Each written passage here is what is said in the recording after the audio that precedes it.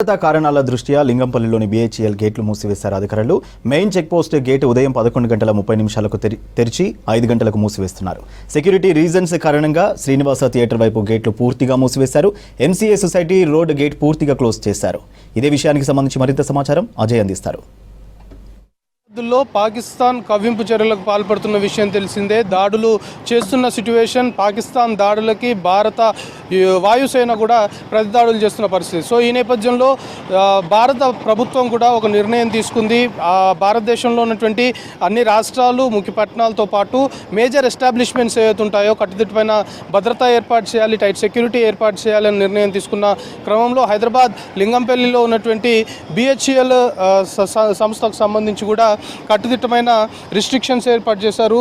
ఇప్పటికే BHEL management కూడా ఈ రిస్ట్రిక్షన్స్ సంబంధించి ఎక్కడికక్కడ బీహెచ్ఈఎల్ మెయిన్ చెక్ పోస్ట్ ఎంట్రీతో పాటు లోపల ఏదైతే గేట్స్ ఉన్నాయో, వివిధ రూట్స్కి వెళ్ళే గేట్స్ ఏవైతే ఉన్నాయో వాటన్నిటికి సంబంధించి కూడా కొన్ని టైమింగ్స్ని ఏర్పాటు చేశారు. మనం చాలా క్లియర్గా చూస్తున్నాం.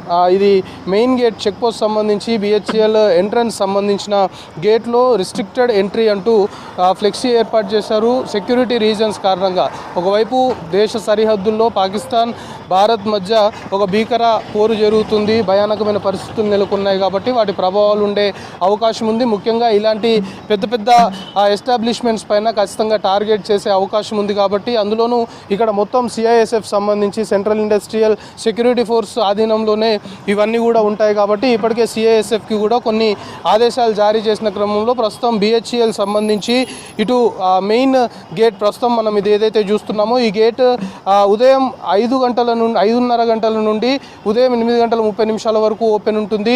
దాని తర్వాత క్లోజ్ ఉంటుంది.